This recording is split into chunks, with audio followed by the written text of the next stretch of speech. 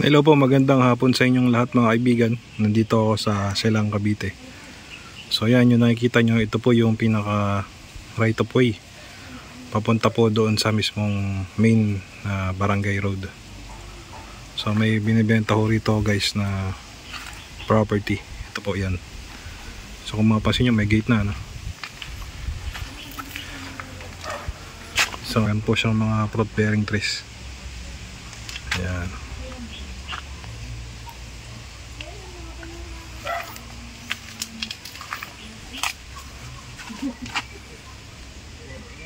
Sabi ko sa akin, ito daw po ay wellness center. Pero binibenta na ito ng may-ari.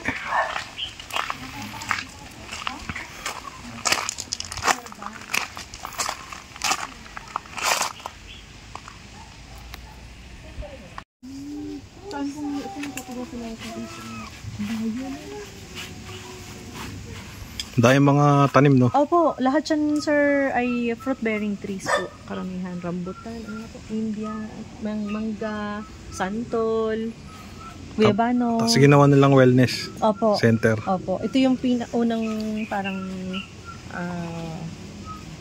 main house po. Pwede mo mapasok yun sa Opo, loob? pwede po, bukas na rin. Sige sir, bukas naman po sa loob.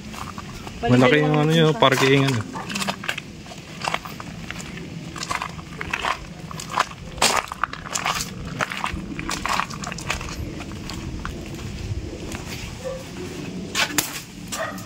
Pasok tayo sa loob guys.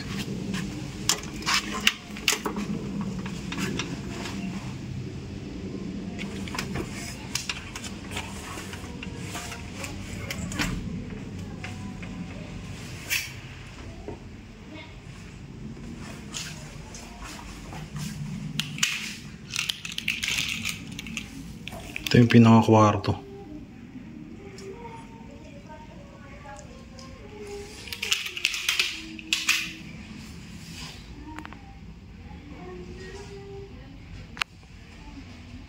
So kung nagpaplano ko kayong magpa-tayo ng wellness center, ito meron na.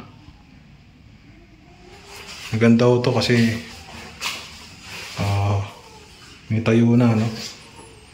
Kaya na lang mag-maintain o pagandahin nyo pa. Ito may CR.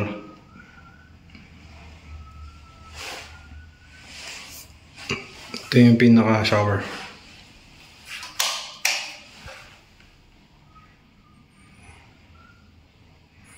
May heater yung shower eh.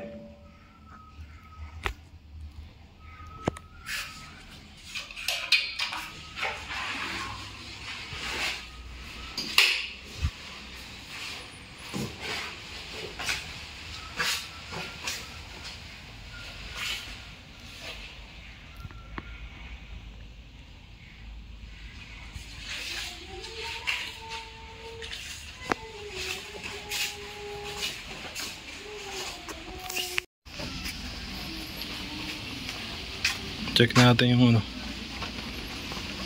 buong surroundings. Guyabaan to ah.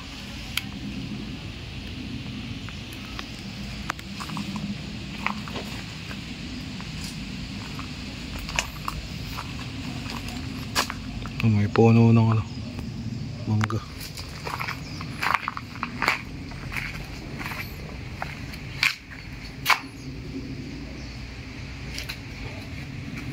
So dito sa gilid, dito yung hangganan kasi meron siyang bakod.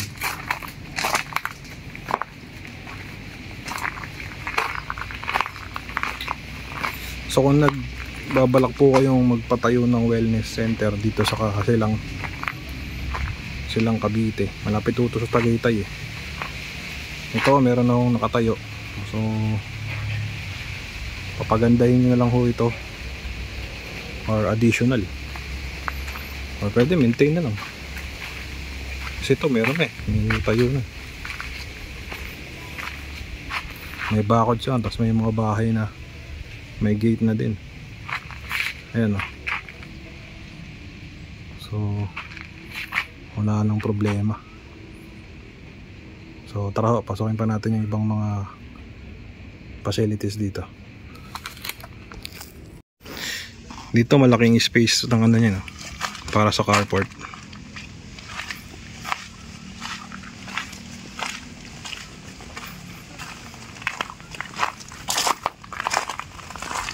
May nakalagay welcome.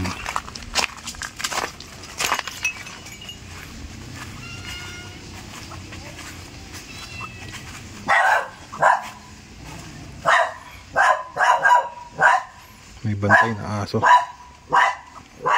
May papasok dito sa pay. Oh, may tao. Hello po. Pwede ko mabidyoan yung loob. Pwede pong mabidyoan yung loob. Apo. Malaki pa palang space dito. Oo.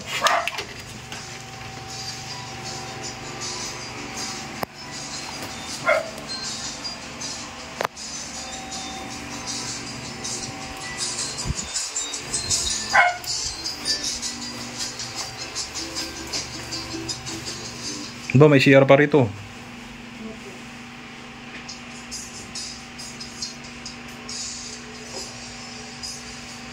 Hindi na ito operational. Hindi na po ito operational. Pero ibig sabihin, wala na po pong nag-ano rito. Oo. Salamat ate. Sige po, sada na po natin. Salamat po.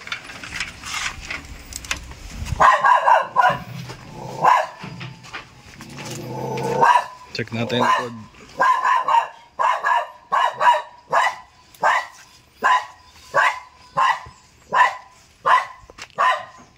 Ano siyang tangke ng tubig, oh. Tapos ito yung pinaka ano, kusina. Doon tayo galing kanina doon.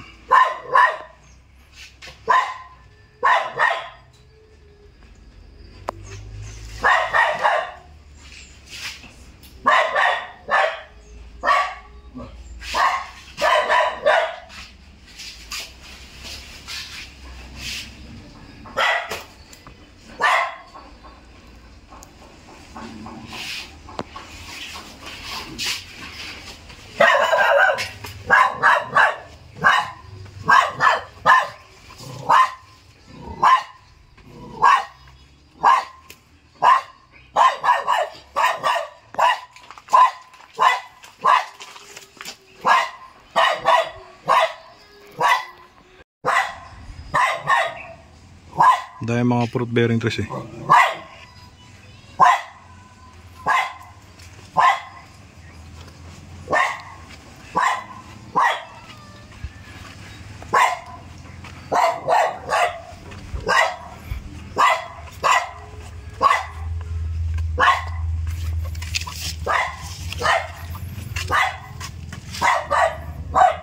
May ako ano pa, sampayan.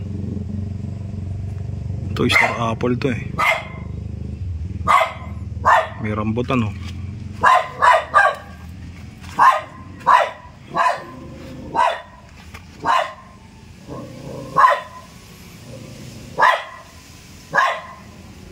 Rambutan.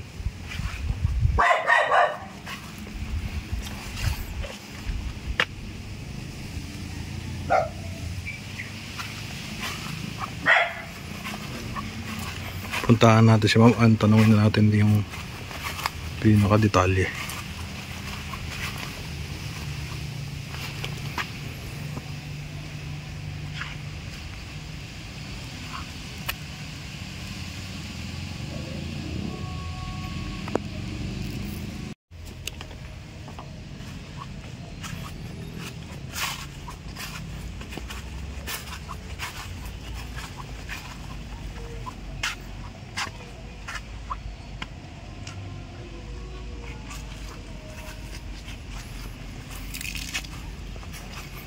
May kubo rito pero ginagawa pa.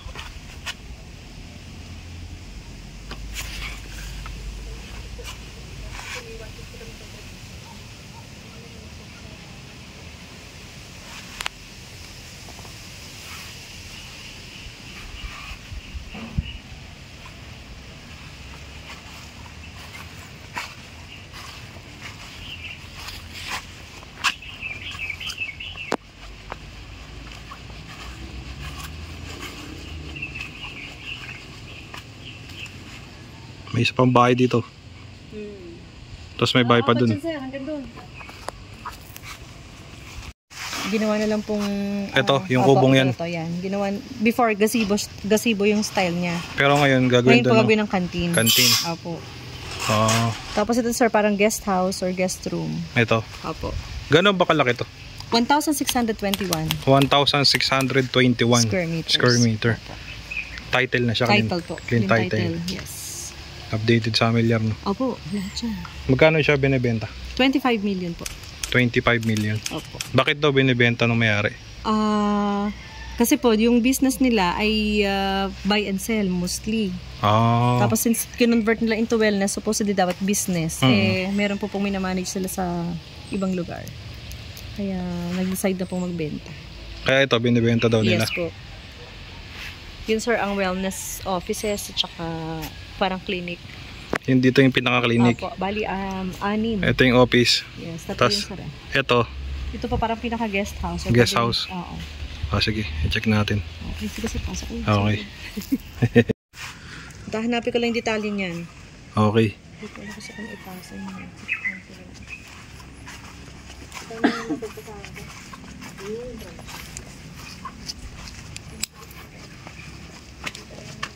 Ito yung isa pa niya bahay.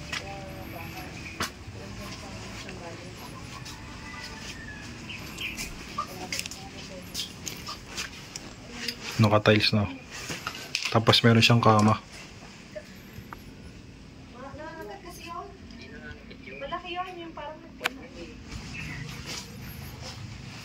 Ito yung pinaka comfort room.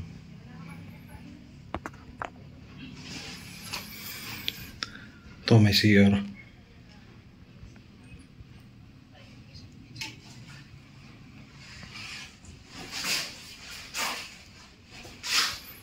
Ito shower.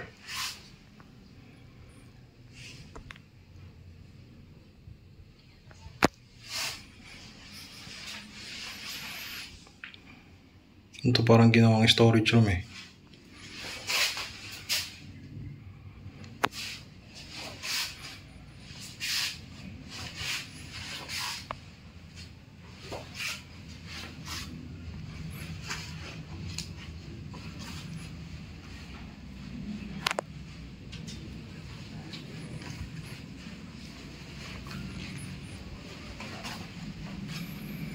Mga tsinelas po.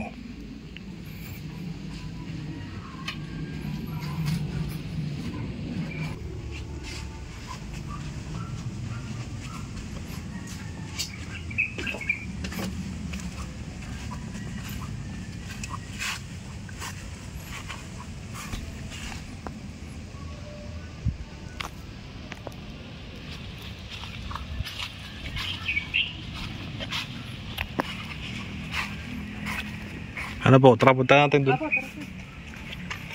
Bukas yun kaya? Ito, yung lang po nga ano. Kasi... Paangat siya no? Elevated eh. Doon punta ko dyan natin.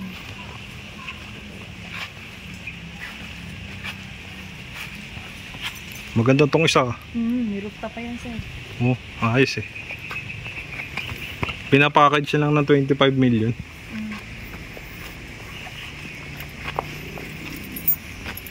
Pwede nga gawin rest house to eh. Pwede po. Tapos no? ano? Transient. Transient eh. Fully furnished naman doon sir. Ay, yung ano, sa kabila. Yan, yung mga bed din sa aircon. Yan sa lala.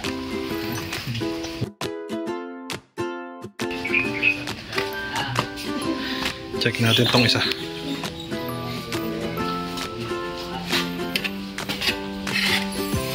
Naka-tiles yung flooring. Tapos may kama na. Tapos merong split type na aircon.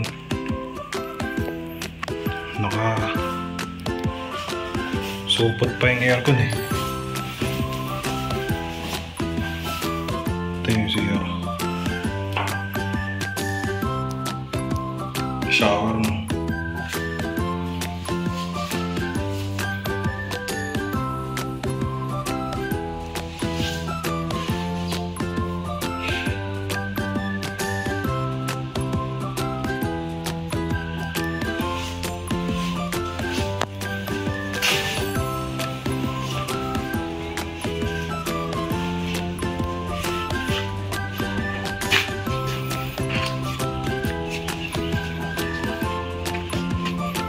Ito yung pangalawa.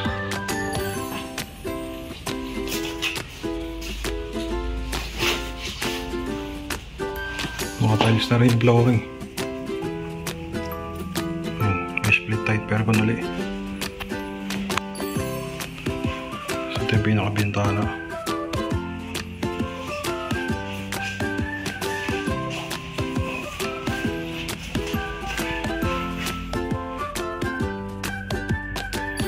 Nakatile siya flooring. Tapos meron po siyang shower dito. Yan, heater na rin. Yan. So kung mapapansin niyo po, kaparehas po siya ng unang napuntahan po natin. Halos magkakaparehas lang din sila ng design.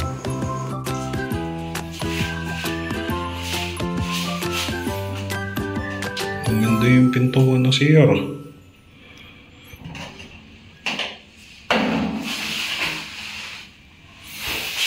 So ito yung pangalawa.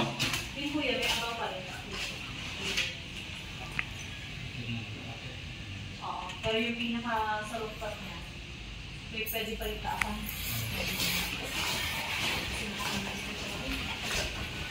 Okay. Ito may abang siya sa taas no? Opo, para roof deck na yun sir. Oh, second floor. Oh, may hagdanan nga siya Check nga natin muna yung gilid guys. Para magka-idea po kayo. Oh, may another na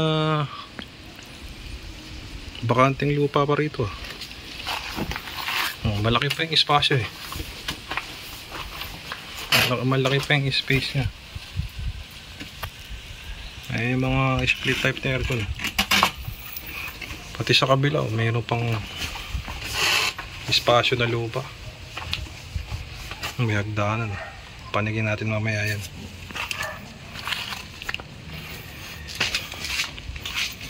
Maganda yung lupa niya kasi elevated pa angat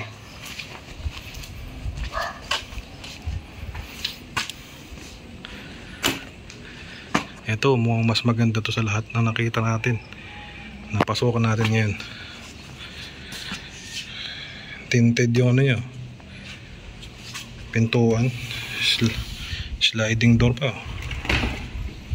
Sliding door din.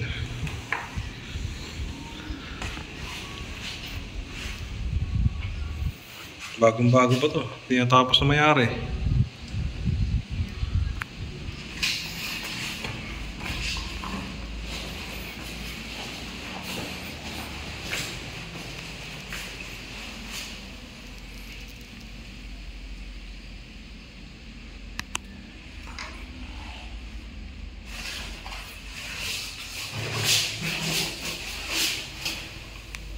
May shower na rin, tsaka heater.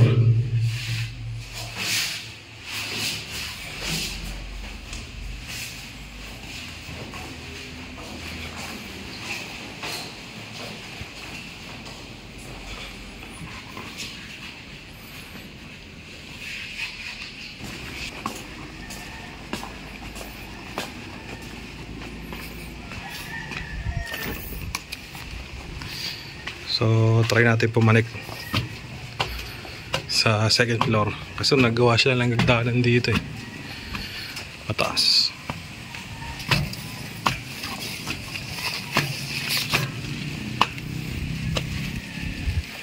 Mukhang bagong pintura yung sa higa.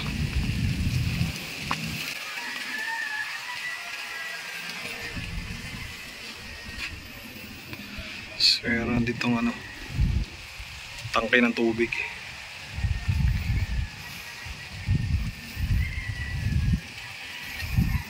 Ganda to, kitang kita yung buong surroundings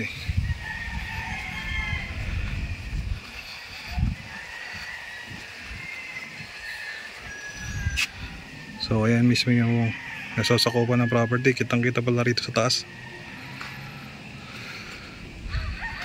Best tank.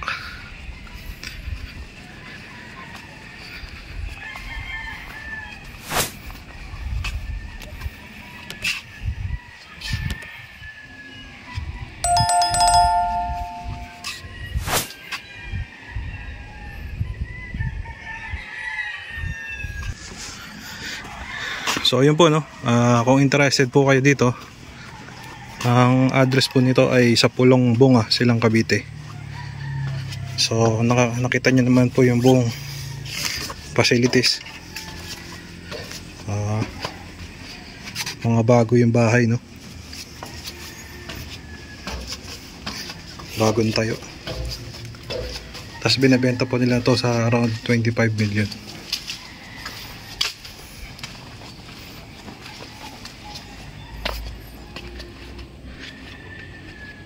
Kaya salamat po, punta na ako dun.